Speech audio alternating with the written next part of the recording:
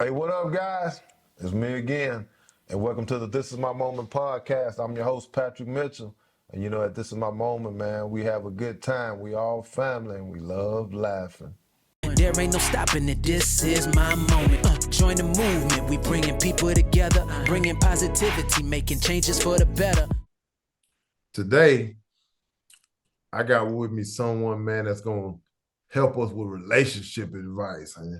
And 23 years in, I need all I can get to see if I can get some more years behind me. I can't wait for this one. Introduce yourself. Hi, I am Dr. Avrum Weiss. I'm a psychologist and an author, and the last 10 years I have been obsessively preoccupied with the topic of why men are so afraid of women. Mm-mm.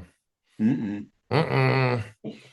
we finna talk about something, Doc. Half the men in your audience just cinched up their pants a little bit there.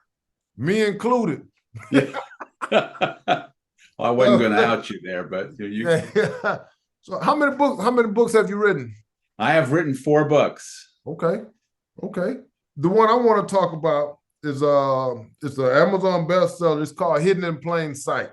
Give me a little bit of info on that. What is it exactly? What you touching on? Sure. The full title is Hidden in Plain Sight: How Men's Fears of Women Shape Their Intimate Relationships. And it's a book that the book is dedicated to the literally hundreds of men I have talked with. Yeah. And it is dedicated to them for teaching me about this. As I listened to them talk about their lives, it sort of gradually occurred to me that they were afraid of their wives or girlfriends or partners. Yeah. And I started checking that out with them. And sure enough, as we started to think about their relationships from that perspective, yeah, a lot of things started to make sense that we had not understood before. So the book is dedicated to them because they're really my teachers. Oh, I like that, man. I'll tell you, I've been married 23 years, right? And Congratulations. I appreciate it. And I tell people, like, when I first started, right, I call it a yes man. Everything that she wanted to do, right, I was just like, yes, let's do it. And then I realized as we went along, some of the stuff that she liked, I didn't like. So can I ask you a question about that? Go ahead. I mean, I know you're supposed to be asking the questions, but can I ask you a question? Yes, sir. Why do you think you just said yes all the time? Because I always wanted to make her happy. I thought that telling her no wouldn't make her happy. Why do you think that making her happy was more important than you being happy? I don't know, because for me, I always put her first. Like, I put like her feelings before my feelings. I put her lifestyle before my lifestyle. I put her and the kids. So that's all part of the deal. But I always put her before myself. So that's why I always say yes. I think that's your fear. I think that men do that because we are afraid to risk disappointing partners by saying no, because so that one of the titles I considered for the book was "I'm okay if we're okay." Okay. And that for men, our self-esteem is really dependent on approval by a woman. I had a guy tell me once that, and I believed him, that he'd walk in the front door of his house. Yeah. He could tell if his wife was upset with him before he saw her, that he could feel in the air. Yeah. But what that story tells you is how worried he was about it, how focused he was, that the first thing he thought about when he walked in the door was, are we okay? Or am I in trouble? See, men often talk about, am I in trouble, as if they were a child talking about their mother. That's what I'm talking about. That's it. That's heavy. That's heavy, because I know, like, just personally, like, you don't want to disappoint. And like, everything that you do, you do it so they can be happy. And you're right, man. See, when you're a little boy, we said, if mama's not happy, nobody's happy. Yeah. And then you grow up to be a man, and we say, happy wife, happy life. Yeah. That's the same thing. Yeah. And you know what? Like, I've heard that saying before. I don't necessarily buy it, though. Like, who I am as a person, I don't buy it. And people always say, like, oh, I wear the pants in a relationship. And you know what works best over here at the Mitchell house? is that we both wear pants. Like everything is mutual. As we went along in our years, good, bad, happy, sad, whatever the case is, it was mutual. So she had pants, I had pants. If I wanted to go out on an endeavor and she had to hold the house down while I did that, then that's what we did. Or if she wanted to do something, then I would hold the house down. And I think that worked better for us. And I think you're exactly right. And as you were talking, I was thinking that's maturity.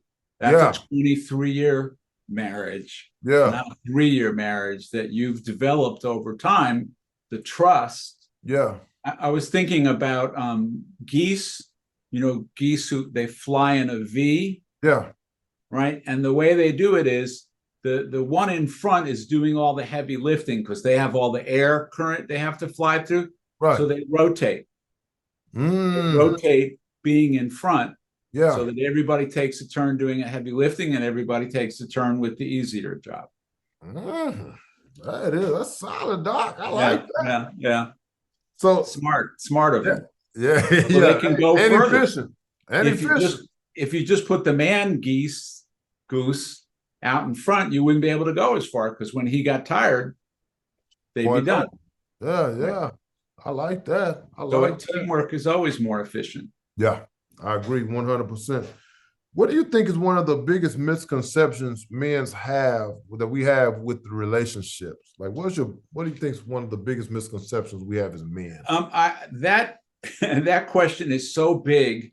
The problem is that men have so many misconceptions. Give me one or two, Doc.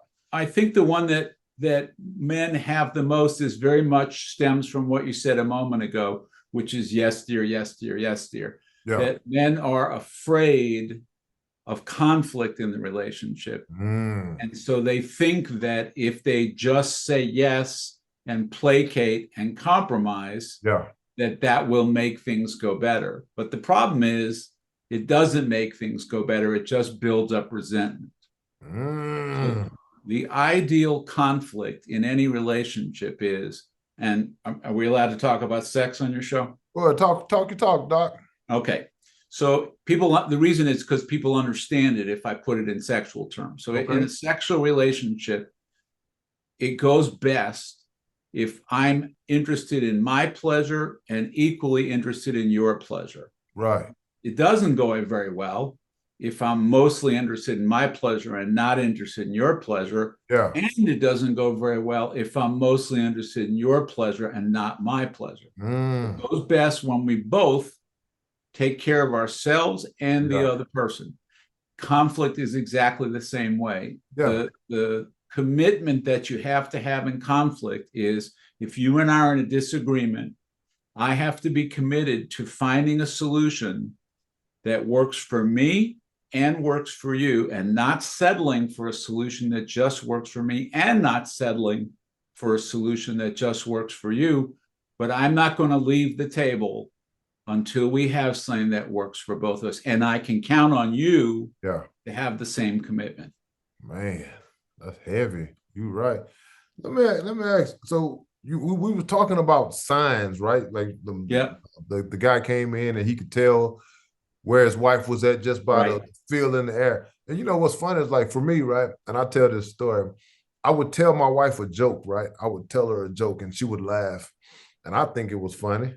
And then I come back like 10 minutes later, right, and I tell the same joke because I'm still laughing. And she, get away from me. Like it's that kind of thing. What do you think is a sign that we can look out for as far as men go to show that we're kind of scared of women? Like, what is one of the signs out of all the guys you talk to? What's like something that sticks out in your mind that keeps coming up repeatedly as far as like being scared of the woman? Well, Shakespeare famously said, "The lady doth protest too much, methinks."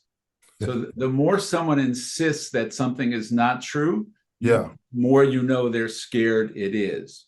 And the original title for the book, which the publisher wouldn't go along with, I wanted to call the book Pussy Whipped.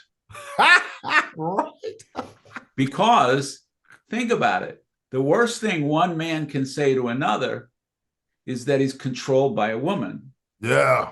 Which must mean that we're scared about being controlled by women. If we're always insisting to people, like you said, I wear the pants, I'm not pussy whipped. Yeah.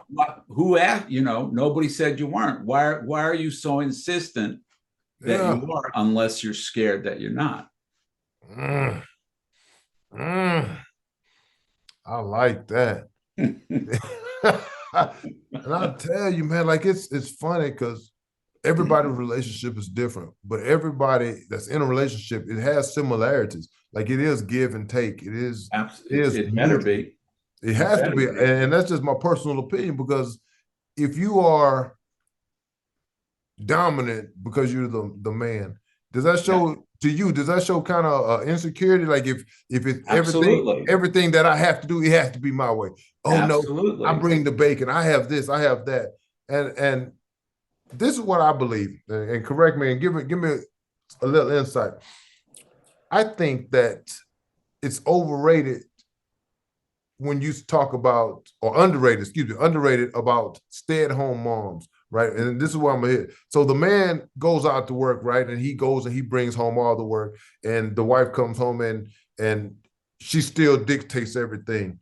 How do you think, like the aspect of the man being controlling, is that like a fear factor, or he's just trying to Yes. control dominance? What do you think? I think you're spot on. It is fear, and I'll tell you a cure that I recommend to couples all the time, and it always works. Okay.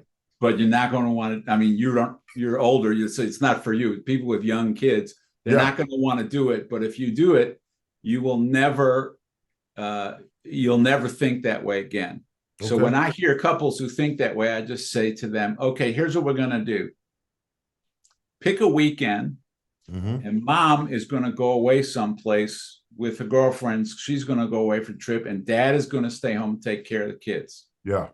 And mom, you're not allowed to make meals in advance. You're not allowed to set up play dates for the kids. Yeah. You're not allowed to hire a babysitter. Dad, you're not allowed to hire a babysitter. Just dad, you and the kids by yourself.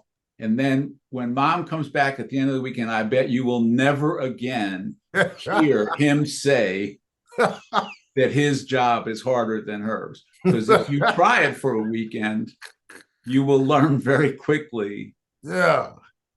that it's way easier to stay home and take care, to go to work than it is to stay home and take care. I was very clear that I was the lucky one who got to leave the house every day. And my job was not easy, but it was a hell of a lot easier than take. On my job, I got to go to lunch with friends. I got a break. There's no break in that job. It is nonstop, especially with little kids. It's endless. Yeah. Well, we do too, man, and we do it at our house when we go to work, right? And you come home. I like to decompress. You know what I mean? Yeah. I take my work clothes off, put on my I did the sandals, same my thing. flip First flop, thing. Yep. and I decompress, get rid of all that stuff. And to me, man, when you get to talking about the job aspect of your family, man go to work or the wife stays at home or the wife goes to work, whatever it is, you don't get that time to decompress. Right. You don't, because when I come home, if and this is not the case in my house, but I would believe because I know my wife, if I came home from a long day and she had the kids all day, and the first thing that I do is tell her that I'm hungry, that I want, I'm probably not going to get, it's not going to get received well because she hasn't had that time to let the kids go. That's right. What do you think is like what do you think is a go-to method to make sure that everyone's getting what they need? Well, the way I tell couples is, particularly the way I tell men is when you walk through the door. So a lot of times men get hung up on what's fair. And they think that they've been working harder up till 6 o'clock, whatever time they get home. And so now they deserve a break. Right. What I tell guys is when you walk through the door, assume that it's even up to that moment. Assume that the two of you have worked just as hard to that point, and then just divide everything down the middle from that point on. So dinner, homework, bath, all that stuff. Yeah. Just assume that the score's even, and now it's the fourth quarter, and we're going to play the fourth quarter, and don't worry about what happened in the first part of the game. Yeah, I like that. I like that, Doc. That's This it. is a random association, but I'm a big play basketball my whole life. And when you were talking about teamwork, I immediately thought about the Brooklyn Nets, Okay. who have the most talent of Yeah. any team in the National Basketball Association and suck because they don't play as a team. Yeah, yeah. They don't share the ball. Yeah, They don't help each other be better. yeah. And basketball is a sport where it's not individual. It's not just individual ability. It's teamwork. Yeah, yeah, you're right. And I'm a sports guy too, man. And I used to coach and I won state championship, man. I was coach of the year last year. So I get all the sports analogies I'm in. And my team right now, I'm a Houston Rockets fan. And, Okay. So we hanging on, but Yeah. teamwork Kind of is a definitely rebuild key. there. Yeah. So what was your motivation behind your books? When you sitting down writing, you writing them and you coming up and you talking to all these people, man, what motivates you to keep giving us knowledge and game? I was really lucky as a relatively young man early in my training. I got some exquisitely good training in listening. We used to do interviews with people and transcribe them. And then we would sit in a small group of 2 or 3 people and look at like 1 or 2 paragraphs of the transcript and spend hours analyzing. Right. So I learned to really, really listen very deeply and very intently. And so then, like I said, these men were my teachers. And to me, people keep saying to me, how did you come up with this idea? And I say to them, how did you not get it? If you talk to a man for 10 minutes, how could you not see that he's scared of his wife? I don't understand how everybody missed it.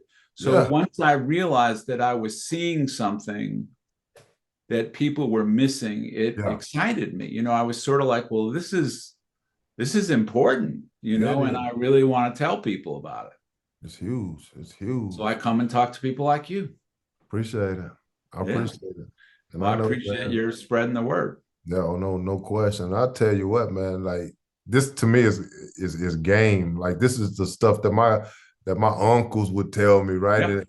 And a lot of times for me, growing up, I didn't have money, right? So I wasn't going to no therapist. So everything I got was from the old guys that had been married for years, right?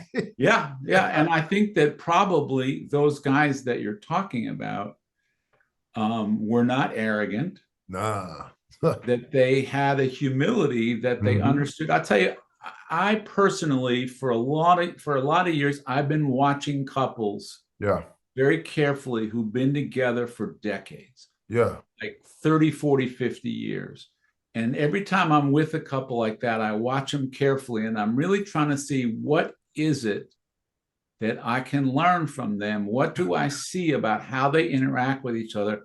And I tell you, I have only one conclusion, and it's so simple, you won't believe it. Give it to me. They're nice to each other. That is. It's the simplest thing in the world. When one of them says something that the other one disagrees with, they're not mean. Yeah. They don't take a little shot. Yeah. You know, or when one of them is through with dinner, the other one gets up and takes their plate and little things that anybody can do. But they're just nice to each other. They don't take shots. Yeah. And they look for chances. They look for the opportunity. Because if you say you want a cup of coffee and I bring it to you with cream and sugar. Yeah. Well, I'm telling you, I'm doing something nice to you, but also I know how you take your coffee. I've been paying attention. Yeah. I care about you having what you want. Yeah. And you know what?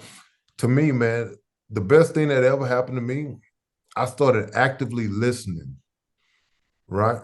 Yes. And it's funny because I talk to a lot of people, and the moment I take a breath, they're ready to jump in, right? Yeah. And I used to be that way even with my wife, right? She would be trying to tell me something, and I'd be just ready to fix it, like that's who I am. I'm a fixer. I'm a guy. I'm told you got a problem, I fix. And sometimes it wasn't that.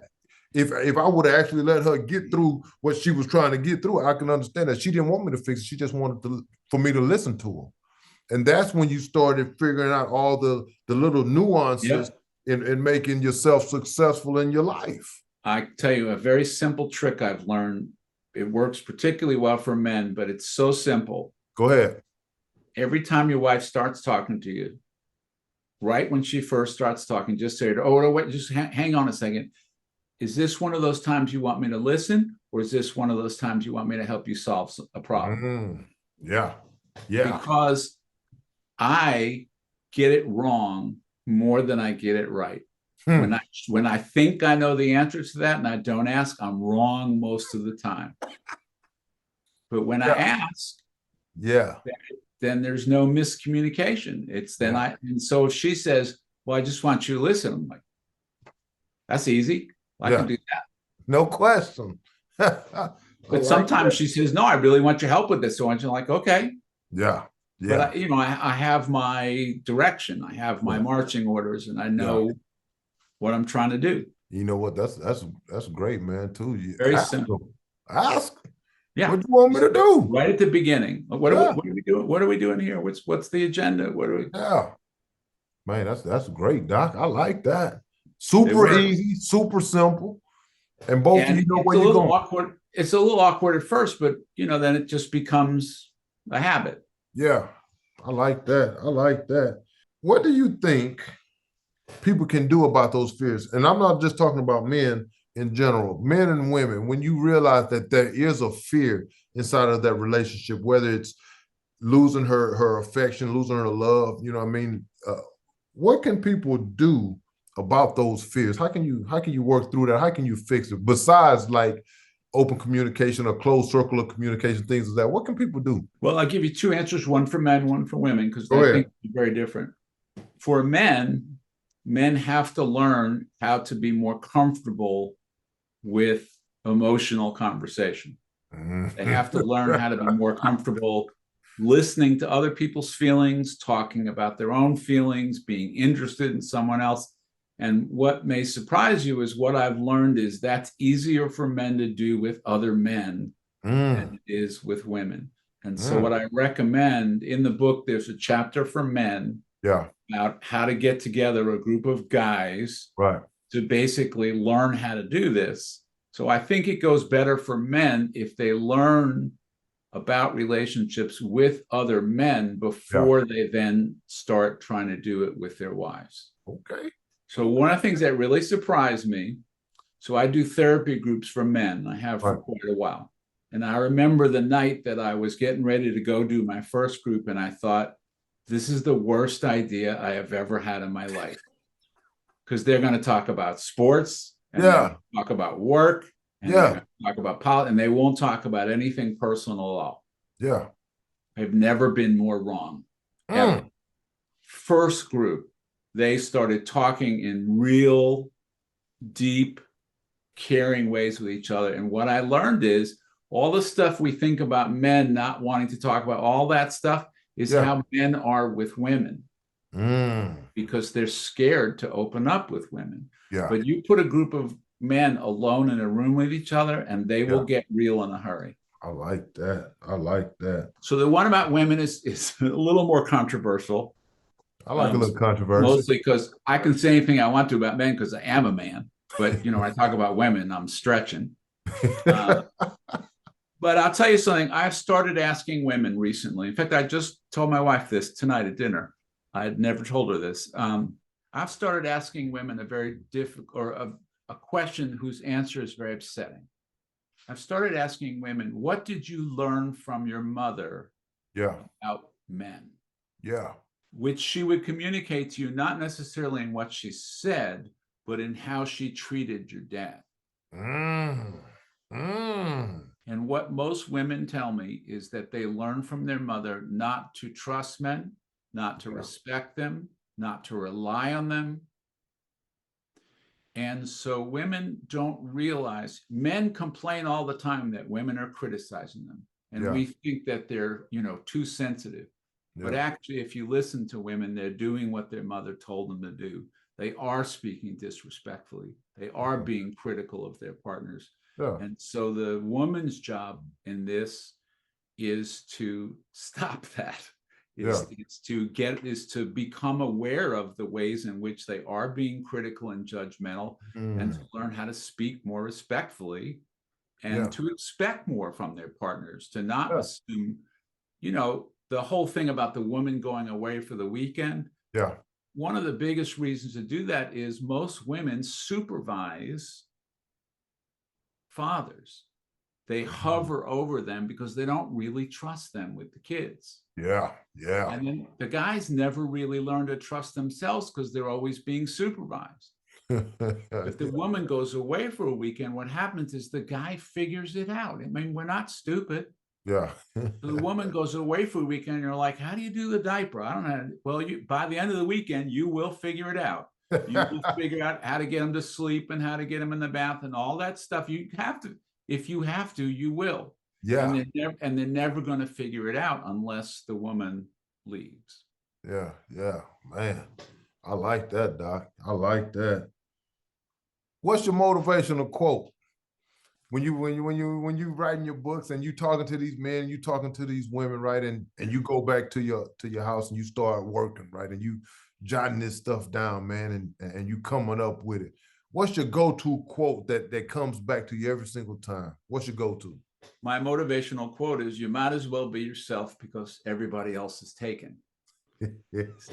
So we all spend, now see, I'm old. So I'm learning now when you get older, you get less worried about what other people think about you. But I think about how much of my life I spent trying to get other people to approve of me, trying to get people to think I'm smart or I'm this, I'm that. And in the end, you know, you can pretend to be someone else all you want, but then when you're all done pretending, you're still you. And so you might as well just be you, because you are anyway. That's it. Be you from the beginning. Ain't no trick to it. Saves a lot of heartache and a lot of work. A lot of long nights is left when you're trying to be somebody else, boy, I tell you. Yeah, and the trick to that is that, you know, is exactly what we're talking about. We're so worried that other people will not approve of us and not like us, and it's like, you know, I'm sure some people don't like. I know some people don't like me. Yeah. I'm not trying to win Mr. Popularity. Yeah. You know. Yeah. As long as there are some people who love me, I'm okay with some people not like. There's some people who don't like this book. Yeah, I dig that. You're right. You know, you're going to write about something controversial. Some people are not going to like it. Yeah, you're right. You're right. Everybody's not going to like it, and then you can't do nothing about that. So just except make it to the people miserable. That you ain't lying. Right. So at the end of every show, Doc, we got this little game I like to play, where you get options, you get choices, but you have to choose. Is there a prize? Yeah. Genuineness. Is genuineness a prize? Yeah. Appreciate it, because that's all I got. Okay. So here we go. I have 3 questions. Let's go to work. Out of all the books you've written, you only get to keep one. Which one are you keeping? The book I wrote on change, I think, is the best book I wrote. I wrote a book about how change actually happens, which nobody talks about. Yeah. And I think it was the most innovative and groundbreaking book I've written. Dig that. Too easy. What's the name of the book, Doc? Change Happens. That is. Change happens, guys. Change happens. When to try harder and when to stop trying so hard. Ooh, okay. You have one sentence, one thing to tell your clients, one thing to get them back on the path of having a successful relationship. What's your go-to spiel to give these people, man? You only get one. What you gonna tell them? Accept who you are and how you feel and stop trying to fight it. Love yourself for who you are. Man, that's solid. I like that. Mm-hmm. Last one. I tell you the phrase, this is my moment. This is my moment. What's the first thing that comes to your mind? Sitting here with you right now. I dig it. I think happiness is about not worrying or hoping or dreaming about what comes next, but finding a way to appreciate, you know, if you're taking a walk in the morning or you're eating your Cheerios or you're sitting and talking with an interesting guy, Yeah. to be in the moment and to stay in the moment, to enjoy and appreciate. Like, I've never met you before. I would probably never, you know, it's like, this is a unique experience that's never going to happen again. I want to be as present as possible. Yeah. Get to know you, enjoy you for who you are. You're a person different than your unique person. Yeah. I don't want to try to imagine you're like other people. Yeah. But just appreciate you for who you are. I love it. I like that, Doc. You know what? We done, man. All right. You killed it, man. I couldn't wait to talk to you because, you know, I have 23 years is a solid run. I'm gonna just pat myself on the back. Proud of it. And in all honesty, she's the winner because I would have been left myself. Like, well, I hope she says the same thing. And I'll tell you one other thing about that I've learned at this point in my life. My spiritual practice is telling people things like you just said. So I would say, not infrequently, I in the middle of the day with nothing, no reason, I walk upstairs, kiss my wife and tell her I love her. If I feel it, I tell her. I sent an email to a friend today. I was thinking about them and really appreciate something about them. When I appreciate someone, I try to tell them and not wait because I'll forget. But tell them right then and there. Yeah, give them their flowers while they're here. That's right. I love it. Because I like getting it. Yeah. Hey, right? I want to practice giving it. Oh, yeah. No, that's without doubt. Thank you for being here, Doc. Thank you for my pleasure. For your game that you gave us. Thank you for your inspiration. Thank you for your stories. It's been a You're pleasure. welcome. Good luck with the Rockets. Yeah, appreciate that too. A long year. Hey guys, if you don't know, it's easier to just be you.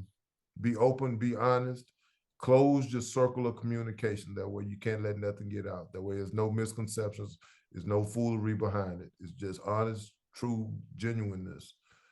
Guys, and at the end of the day, be you. Go get it! There ain't no stopping it, this is my moment. Join the movement, we bringing people together, bringing positivity, making changes for the better.